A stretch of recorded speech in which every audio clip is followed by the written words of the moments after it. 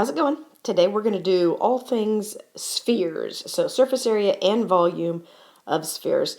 And without any introduction as to how these come about, I'm just going to kind of give you the formulas and we're just going to move forward. This is a surface area formula. In a sphere, all there is a radius. Everything's the same distance from the center of the sphere. It's a radius. And so the formulas only use the radius. Let's try a couple.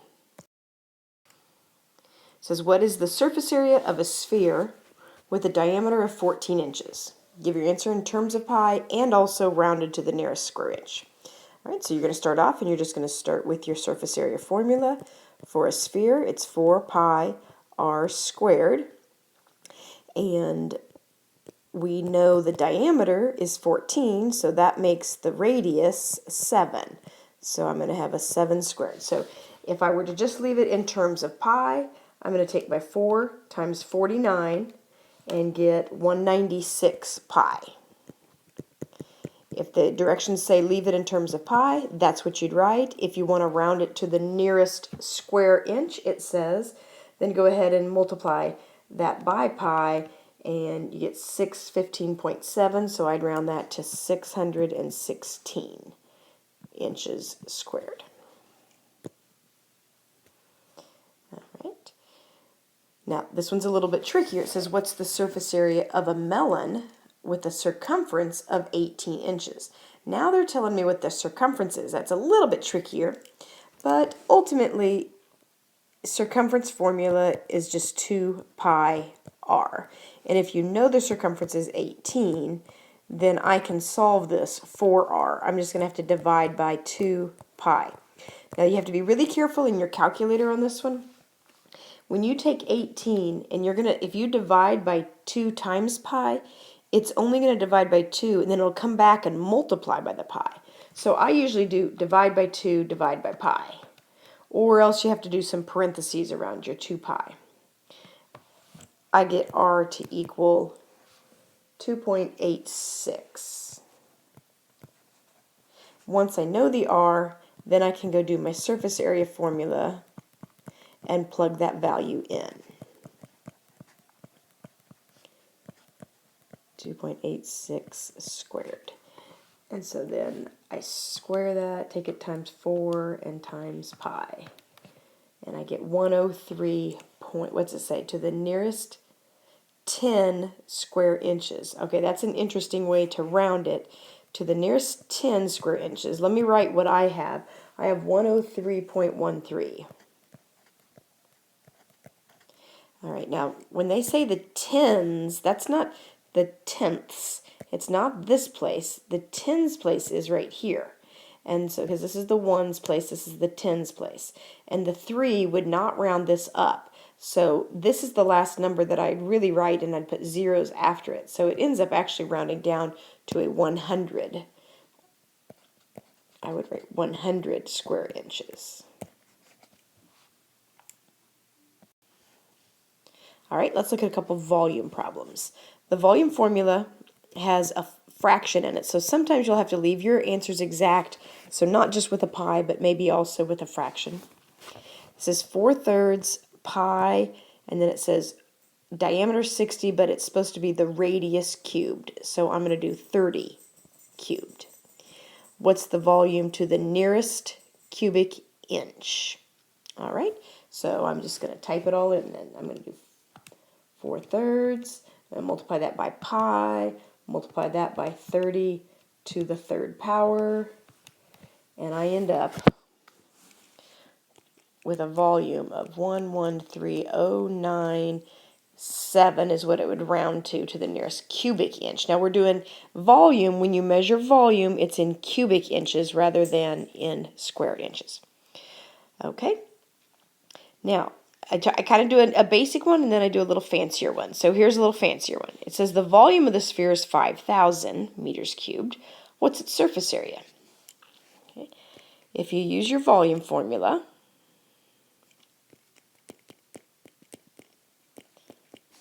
the only variable there is your radius. So if you just put 5,000 in here, you can solve for that. All right, so the first thing I'd probably do is multiply both sides by 3/4. If you multiply by 3/4, that will go away. So in my calculator, I'm going to take 5,000. Think of your 5,000 as over 1. And you could reduce it, but I'm going to go decimal anyway. So I'm going to take the 5,000 times the 3, and then I'm going to divide by the 4. And that comes out nice. It's just 3750 equals pi r cubed. Now I could divide by pi. Still working on getting the r by itself. So then if I divide by pi, now I'm going to end up with a decimal here. And I have 1193.66 is equal to r cubed. Now this is the tricky part. You may or may not know how to do this in your calculator, but we need to cube root, not square root, but cube root both sides. And it kind of depends on your calculator. You're looking for something that looks maybe like this, like an x root of y or a y root of x, something like that. And what you do for most calculators is you'll put whatever the root is first, then you'll type this button, and then you'll hit this number. So I found it on my calculator. I'm going to hit, it's usually a second option, so I'm going to do a second, maybe second of your caret key probably. So I'm going to do second,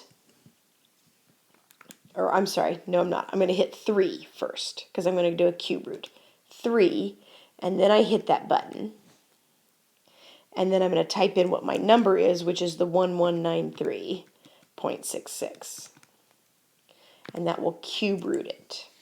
And that brings it down quite a ways. I've got a 10.6 is about what that would round to. Now all I've really found is the radius. Now I have to actually go find the surface area. So surface area is equal to 4 pi r squared. So that r, I'm just going to go ahead and erase that and change it. Fix my 4 because it's kind of ugly. All right, that's not better. And then 10.6 squared. 4 pi r squared. So take that number that's in your calculator and multiply it by 4 pi. And then your surface area is 133.3. Now this is area. We're back to area, so that'll be meters squared.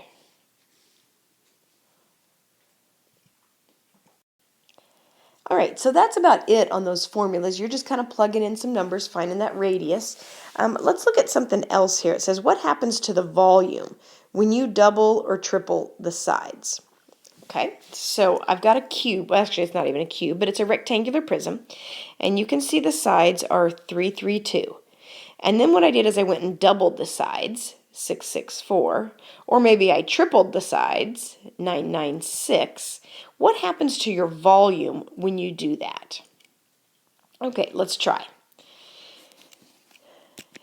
Volume is going to be the area of the base times the height.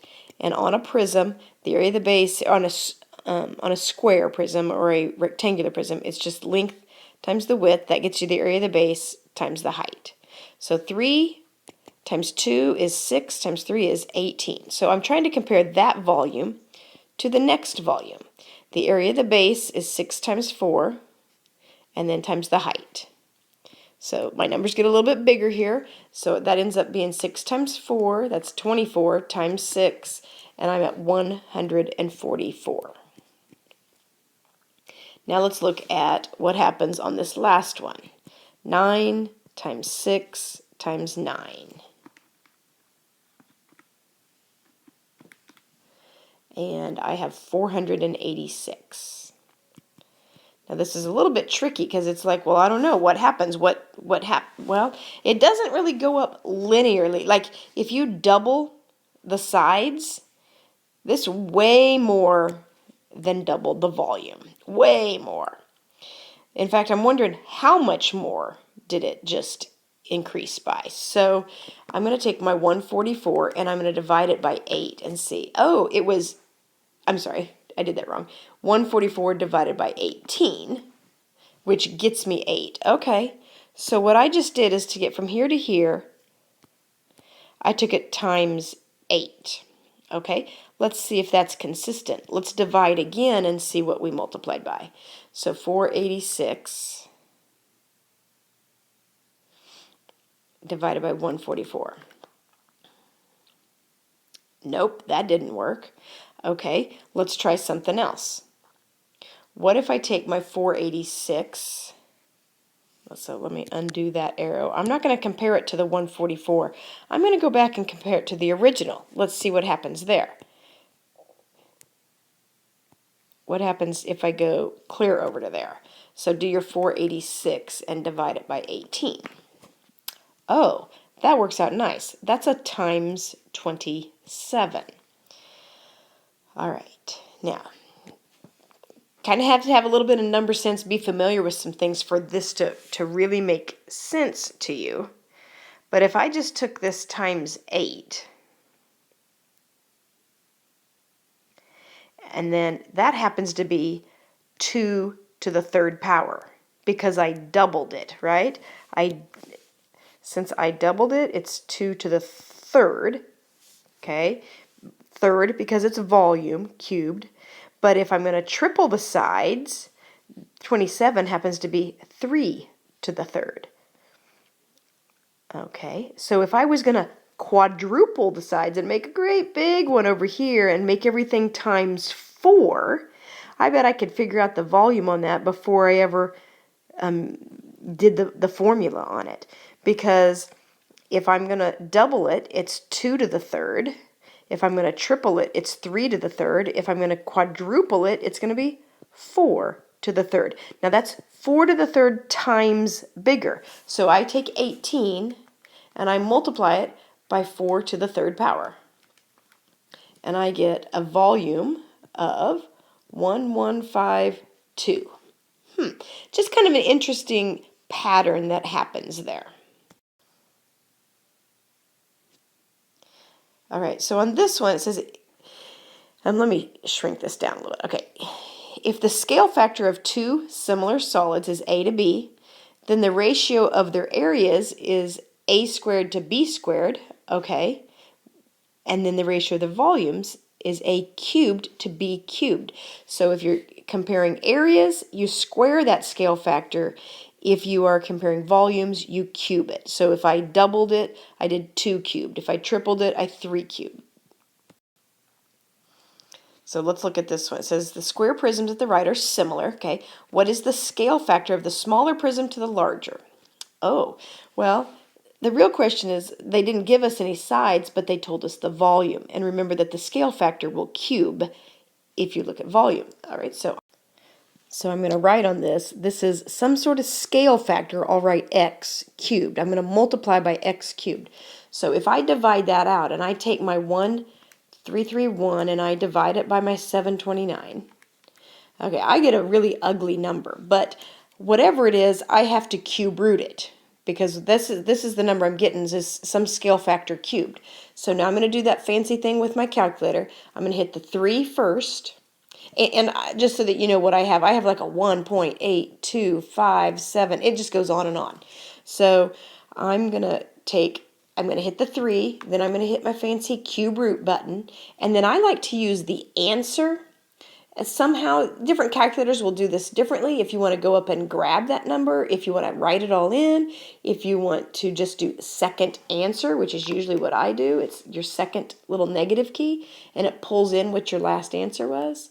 And I end up with actually comes out kind of decent then. So then after I cube root it, my scale factor would end up being 1.2 repeating, which is much prettier than what I had there. Still not awesome, but that's the scale factor from one of those to the next. Okay, let's try again. What's the scale factor of two similar prisms with surface areas of 144 and 324? Okay, so if I'm doing area to get from here to here, I take my scale factor and I square it. So first of all I'm going to do is I'm going to divide those out. 324 divided by 144. Okay, that's a little bit nicer. I end up with a 2.25, and then that's going to be my x squared. So what I do is I take my 2.25 and I square root it, because we're doing area, not volume. So hit your square root button of 2.25, and that actually comes out great. The square root of 2.25 is 1.5. So that's my scale factor, 1.5. Okay, just an interesting different thing that we can do with volumes and surface areas of these figures. All right, go do your homework. Good luck.